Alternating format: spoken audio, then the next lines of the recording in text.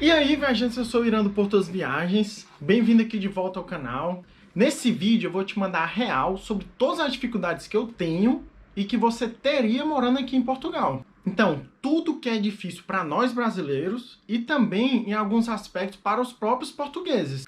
Eu já fiz um vídeo aqui sobre o que te impossibilitaria morar aqui em Portugal, mas dessa vez eu vou falar sobre as dificuldades. Então, eu vou trazer a realidade, o que eu sinto, né? E o que os meus amigos portugueses também comentam de todas as dificuldades que a gente tem, ou seja, não só para a gente brasileiro, mas também para os próprios portugueses, de algumas coisas que são muito difíceis aqui. Então são 7 coisas, 7 dificuldades, então vê o vídeo até o final, porque tem muita coisa importante.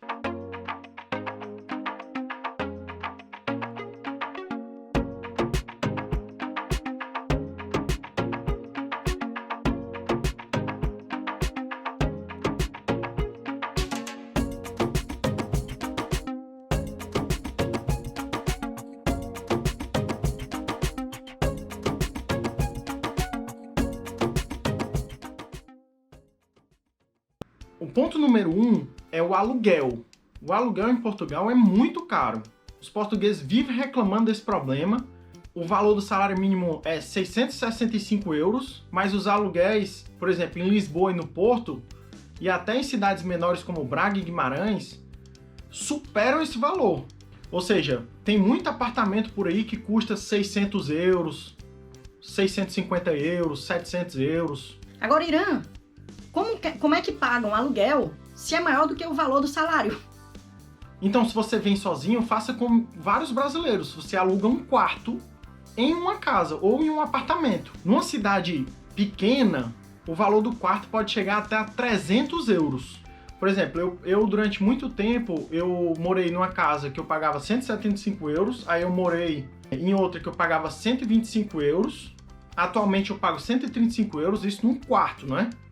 Quando eu aluguei um apartamento em Guimarães, que é uma cidade pequena, eu pagava 550 euros no aluguel. Agora você pensa, né? Um valor absurdo. Mas não é só pra gente, não. Todos os portugueses reclamam do valor do aluguel aqui em Portugal. Então, se tem gente por aí falando que você consegue alugar um apartamento por 200 euros, é muito difícil, é muito complicado. Eu acho que é quase impossível, eu não vou dizer impossível, mas isso numa cidade assim universitária, numa cidade importante de Portugal, é praticamente impossível. Então, ponto número 2 é sobre a dificuldade de arranjar emprego. Com certeza, logo quando você chega para conseguir o primeiro emprego, vai ser difícil. Geralmente requer experiência prévia e você tem que estar aberto a novos tipos de trabalho. Se você é enfermeira ou engenheiro, pode ser que seu primeiro emprego seja num restaurante, por exemplo. E, pessoal, não existe subemprego. Pelo amor de Deus, viu? Tem muita gente no Brasil que fala que trabalhar, sei lá, como garçom, alguma coisa parecida, é subemprego. Pelo amor de Deus, isso é mentira. É um trabalho honesto, justo. Você trabalha e recebe o dinheiro. Pronto. Eu, por exemplo, quando eu cheguei aqui, eu vendia perfume, né? Eu fiz até um vídeo sobre os meus passos até chegar aqui em Portugal e até a atualidade, vamos dizer assim, eu vou deixar aqui nos cards. E eu vou logo dizendo, tem muita vaga para se trabalhar em restaurante, principalmente ali no verão, no período do verão, entre maio e setembro, vamos dizer assim. Eu tenho vários amigos que já trabalharam nos restaurantes, ou seja, que é chamado restauração, e é muito puxado. São muitas horas de trabalho, são muitas horas de serviço, em pé muitas vezes, indo para um lado e para o outro. É muito complicado.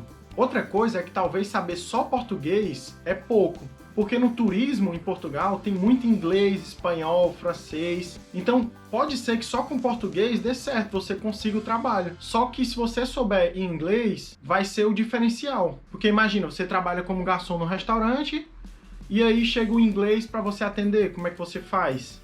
Então a terceira dificuldade é sobre cartão de crédito. No Brasil, a gente é viciado em cartão de crédito, a gente parcela tudo em 12 vezes, 24 vezes, é televisão, é iPhone, é tudo. E aqui, praticamente, isso não existe. Então, por exemplo, como estudante, eu tenho aqui um cartão de crédito com limite só 150 euros, um limite muito baixo, e praticamente não existe parcelamento. Se você mostrar um contrato de trabalho, pode ser até que você consiga aí um crédito, mas geralmente tem até juros, viu? Então não é um hábito muito comum você parcelar isso em várias vezes aqui em Portugal. Geralmente o pessoal junta o dinheiro e compra à vista. Isso é uma dificuldade de morar aqui em Portugal. Então, o quarto ponto é sobre o looping de burocracias. Portugal, sim, é um país muito burocrático. Se você pensa que vai sair do Brasil e vir para Portugal para esquecer as burocracias, você está muito enganado. Aqui tem muita burocracia. Vou te dar um exemplo clássico. Você chega em Portugal e precisa do número da Segurança Social, que é como se fosse do INSS, né? Você vai na Segurança Social e eles te pedem um contrato. Aí, tudo bem. Aí você vai, procura o emprego e tal, vai para as entrevistas, consegue o emprego. Chega lá para fazer o contrato e ele te pede o número da Segurança Social. Então, ou seja, você precisa do contrato para tirar o número da Segurança Social, o número da Segurança Social você precisa do contrato. Então é um loop de burocracias. Você tem que ter muito jogo de cintura nessas situações e saber argumentar, principalmente com o contratante, porque isso vai acontecer.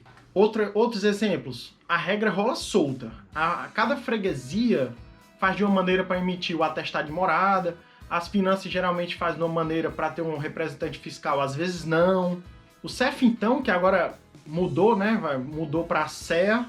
Por exemplo, eu e um amigo, a gente faz a mesma coisa e cada um sai com um artigo diferente no título de residência. Então, a regra rola solta. Então, o quinto ponto é entender o português não como uma grosseria, mas como uma conversa direta. O português tem uma conversa muito direta, ou seja, você pergunta para um português na rua, sabe onde fica a igreja? E ele responde, sei, e sai andando. Então assim, não é que ele é burro nem grosseiro, é que a sua pergunta foi se ele sabe onde fica a igreja. Sim, ele sabe. A resposta é sim ou não, né? Então muitas vezes eles fazem isso na brincadeira também, você também tem que levar na brincadeira e tudo certo. Depois que você começa a entender isso, a comunicação fica muito mais fácil aqui. Então, o sexto ponto é a dificuldade de fazer amigos. As pessoas são um pouco mais fechadas aqui, de uma maneira geral, na Europa. O português é conhecido como uma pessoa aberta, né? Um povo aberto, mas geralmente pra gente brasileiro, a gente considera eles um pouco mais fechados. Então, geralmente o português, ele espera um pouco, ele te analisa para saber se tu merece ou não, se você tem ou não a confiança dele. Ou seja, para saber se você é uma pessoa confiável. A gente brasileiro é muito aberto e às vezes até se prejudica por causa disso. Então os europeus geralmente têm um certo receio de dar confiança demais às pessoas. Então conselho, tenha paciência, faça amizade com outros brasileiros, com outros intercambistas caso você seja estudante. E uma curiosidade, quando um português te chama para jantar na casa dele, é porque realmente ele te considera um amigo, né? Então o sétimo e último ponto é justamente a comida. Não tem muito self-service aqui, você não vai comer no restaurante arroz, macarrão, feijão e farofa e carne, né, como a gente costuma comer no Brasil. A comida portuguesa é diferente e para mim é uma das melhores do mundo, eu amo a comida portuguesa. Então quando a gente chega aqui, a gente tem que se adaptar, por causa que não tem o que a gente está acostumado ao self-service, né? Mas os restaurantes muitas vezes para o almoço têm um valor acessível. Não dá para comer o feijão, o arroz, o macarrão, a farofa no restaurante, mas dá para fazer tudo aqui em casa, né? Então acho que uma das dificuldades é justamente a adaptação da comida, mas não é nada muito grave. Então, se você gostou desse vídeo, já deixa aqui o like, se inscreve no canal para receber esse tipo de conteúdo. Eu tenho certeza que você gostou e valeu!